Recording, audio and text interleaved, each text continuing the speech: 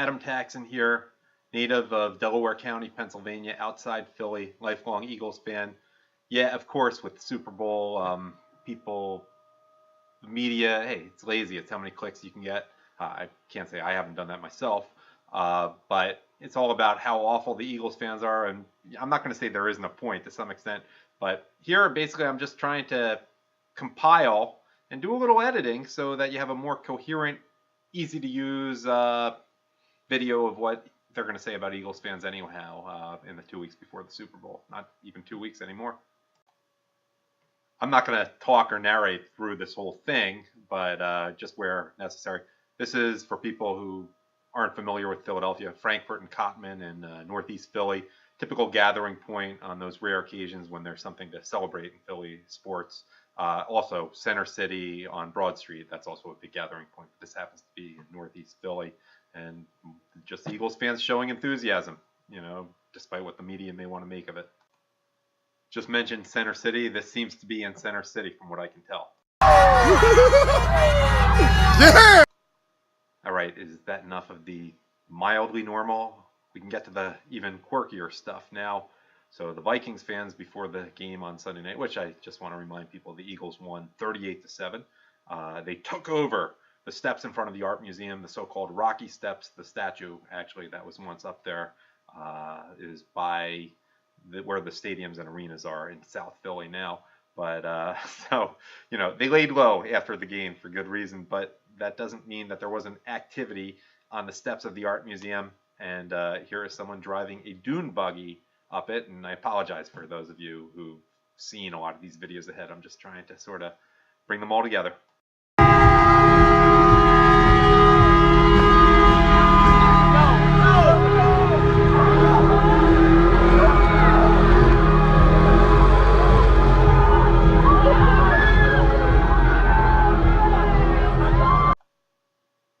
This one requires like no explanation.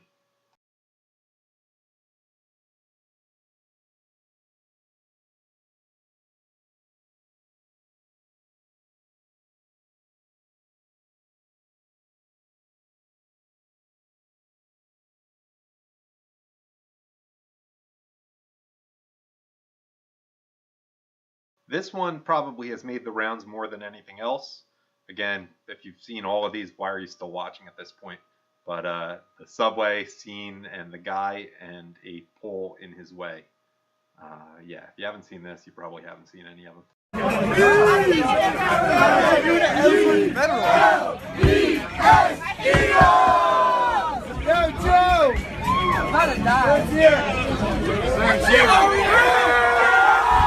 Let me point out something else in that video that's not really making fun of Eagles fans, which I don't really want to do, but I revel in the fun parts of it too. But both those guys are wearing number 20 jerseys. Brian Dawkins hasn't been on the team for quite a few years. Hopefully he'll make the Hall of Fame in a few weeks. I think that's announced the day of the Super Bowl. That just shows how loyal Philadelphia fans tend to be to guys who really give their all on the field. Obviously Dawkins was a great player, but just something you notice is how many Dawkins jerseys there still are among Philadelphia Eagles fans. Wanted to point that out. And another thing that the national media is certainly having fun with. You saw this tweet from, I guess it was Sunday morning or maybe Saturday night, and I think Sunday during the day. They posted this. This one happens to be from Fox 9 Sports. I don't know where that is, not Philadelphia. Good morning from Philly, where crews from the city are greasing the light poles with Crisco to prevent Eagles fans from climbing after the NFC Championship game tonight. Vikings pregame coverage starts at 3 on Fox, whatever. They call themselves the Crisco Cops. I will point out I used to live in Center City at the time of the Phillies winning the 2008 World Series, and there definitely was a reason to be putting Crisco on the poles. They didn't do it then. The Philadelphia police got in on the fun here. You can see now comes the time in the night where we must warn everyone about the dangers of saturated fats. Obviously, they're making a joke there. Cheers for hashtag Foles, Nick Foles, Eagles quarterback. Jeers for Poles. That's not an anti-Polish reference. Ron Jaworski, of course, did lead the Eagles to the Super Bowl their very first time in 1980. That one didn't go so well. Neither did the second time, by the way. And then the police continue. It's a long way down, baby. Celebrate responsibly. Yeah, and just with the Foles cheer, it's not in this video, but did you notice that the Eagles fans replaced the Vikings skull chant and the hand motion with Foles? I like that. That was fun. Another one. This was great. Eagles fans battling the Crisco cops and you see Google searches for how to wash off Crisco, how to get Crisco oil out of clothes, where to buy non-slip gloves, and climbing a street pole 101. Now, let me show you the video of how well that worked out for people not climbing onto poles in Center City, and probably some other places too.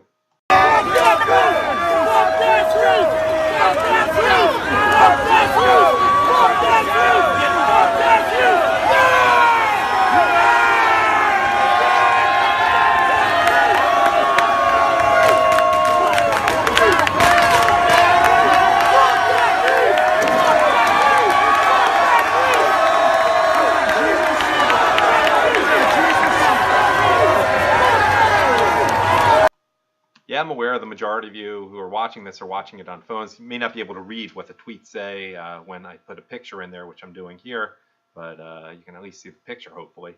This one from Dominic Cassiato says, Philly enjoyed 2 victories last night, against the Vikings and against vegetable oil. Hashtag Crisco cops. And this one, the grease didn't work. The guy looking pretty triumphant at the corner of Broad and Snyder, which isn't that far from the stadiums in South Philly. Got to give you a little context for this one. Apparently there is a 99-year-old woman named Millie who is sort of a mascot for the Vikings. Grandmother, well, I mean, you could easily be a great-great-grandmother, or at least a great-grandmother at that point, but she's a grandmother. And I guess she's an unofficial mascot, and sort of like Chief Z used to be, the black guy who used to always have an Indian headdress at Redskins games. May he rest in peace, by the way. He passed away, I think, like 1 or 2 years ago. You can Google how things went for him when he wore his stuff to Veterans Stadium where the Eagles used to play. But anyhow, Millie, that's the context here. So the Eagles fans actually acknowledged her after the game. Enjoy this if you haven't seen it already. Millie! Yeah! Hashtag fuck Millie! Yeah! Let's go! Genuinely hope I'm doing an okay job of providing some context for some of these things. Believe me, you're going to hear a lot about Eagles fans up to the Super Bowl, maybe after it as well. Especially if the Eagles win. Going to be an interesting night in Philly. Let's rewind a little bit. A few more videos from before after the Eagles won that I think would be good to see. This one is of a Minnesota Vikings fan, female, who has hair kind of like the Vikings male mascot. Interesting.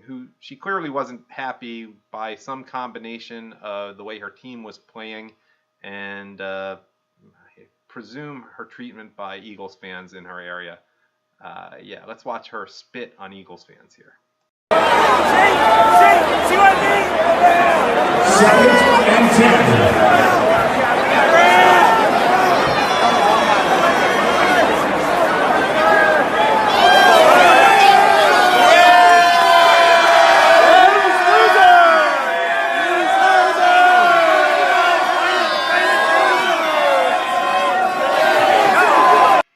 Let's rewind just a bit further. This is from before the game, tailgating.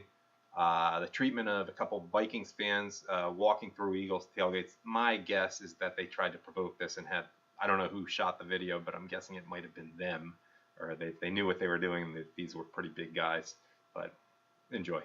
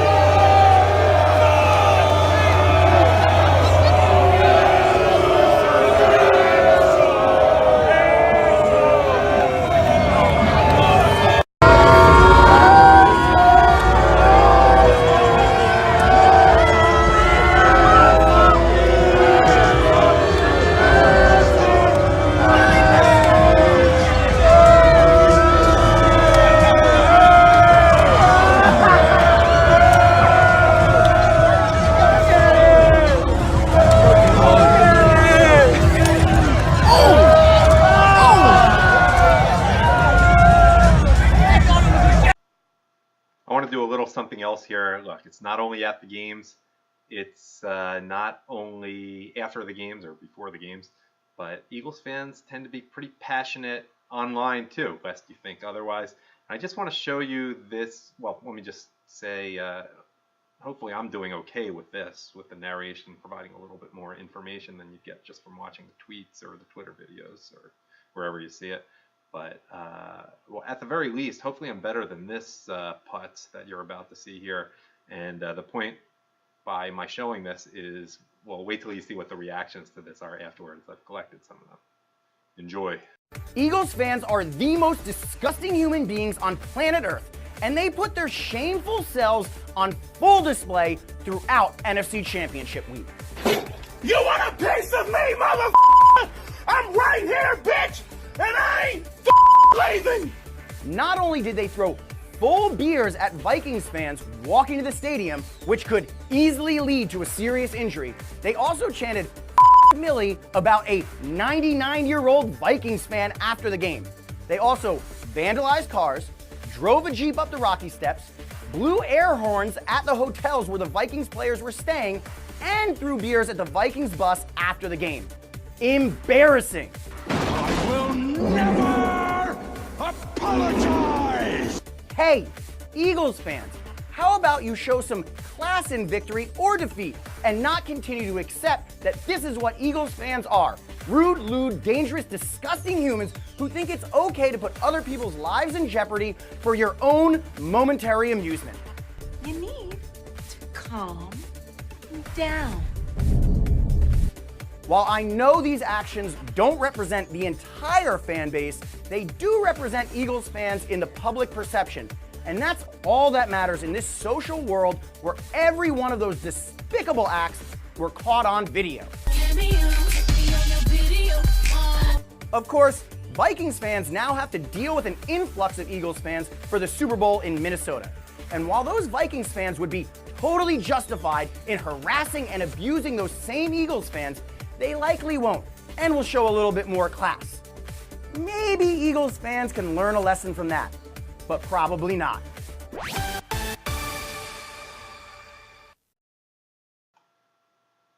Yeah, he hit a few things there that I didn't get into.